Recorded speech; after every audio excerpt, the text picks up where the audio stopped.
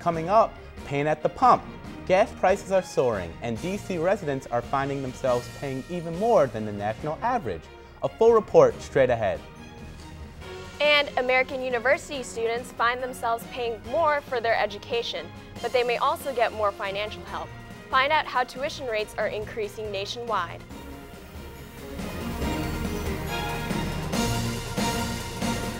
Good evening, I'm Zach Solomon. And I'm Alexis Rodriguez. High gas prices in Northwest DC may make residents travel further to fill up their tanks. Brooke May has more on the story. You'll be paying a little more at the pump this week. Gas prices nationwide jumped nearly 18 cents over the last 2 weeks. This Exxon station has the highest price for unleaded gas in D.C., according to WashingtonGasPrices.com. Today, it's $3.11. On the other side of the district in the Northeast, you can get it for $2.57. That's 54 cents cheaper just a few miles away. That's why I only come here on emergencies when the light is on and the baby's in the car already. Many people hunt for lower prices. They try to avoid expensive places like this if they can. It's much cheaper in Virginia. And I have family over there, so I just make it a double trip. But sometimes you just have to stop. I was dead to stop. I afraid to go another mile and stop. The average price for gas in D.C. this week is $2.74, but it was $2.56 just last week, according to GasBuddy.com, a website that tracks fuel prices. That's above the national average. Experts say the price jump isn't because of current crude oil costs, but future ones. I drive a lot, and it is sometimes you can't afford it, but you have to do that. For District Wire News, I'm Brooks May. Tuition rates are up, and American University is no different. College Board says nationwide private schools are raising their tuition by an average of $1,000 this fall semester. AU students will have to dig deeper into their pockets with almost a $2,000 increase. But along with the increase, AU is providing more financial support. AU has increased its total financial aid to almost 6% for the 2010 budget. President Barack Obama is calling the swine flu outbreak a national emergency. The Center for Disease Control says people shouldn't be alarmed. The new status is important so hospitals can get prepared. It lets hospitals do things like set up new care sites without following normal protocol. It doesn't mean H1N1 is more dangerous now. At American University, 25 students and 11 staff reported flu-like symptoms last week. Delays, delays, delays. We're all sick of it. Find out what Cray and McDonald are proposing to do to help reduce traffic in Virginia. If you're heading down 495 South, you should expect a lot of delays. Traffic in Virginia was Monday's main topic of debate for Democrat Cray Deeds and Republican Robert McDonnell.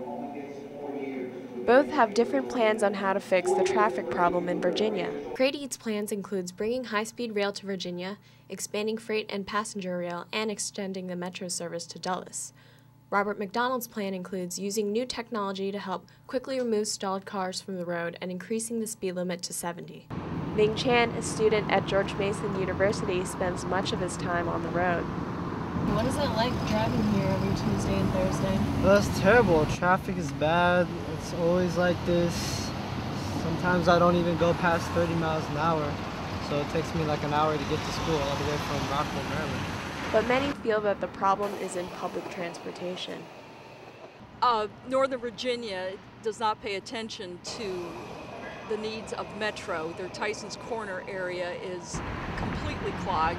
They won't have the funds to service that part of Virginia. Fairfax is completely impassable, and yet they just keep expanding their roads. But they don't pay any attention to public transportation needs. We could get all those cars off the roads if they would just go to the locale and get money to expand the metro for that part of the region. Public transportation is another option for Virginia travelers. The Welcome Home to Washington event at GW welcomed home the many veterans of the Iraqi and Afghanistan war looking to continue higher education. With the many being deployed fresh out of high school, few have the money to pursue their educational goals, but the new GI Bill is changing all that. With the new GI Bill, you're really enabling student veterans to be able to go to school with almost no worries on the financial side of it. So with the housing allowance and the book stipend and certainly the tuition support, we're really getting the support from the VA to be able to attend school full-time and to go on to graduation into bigger and better things. If you're a veteran who is looking to pursue higher education, you can apply online at www.gibill.va.gov. The amount of the bill is based on how many years you've been on active duty since 9/11. Facebook is going to make sure users aren't out of the loop. The popular social networking site's newsfeed is getting a makeover on Friday. The changes will make it easier for people to keep track of their friends' updates.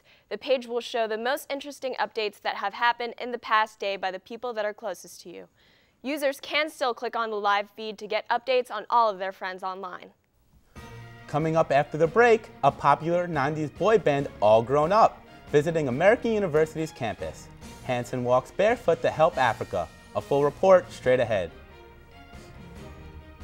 And helpless victims. The slumping economy leaves some animals out in the cold.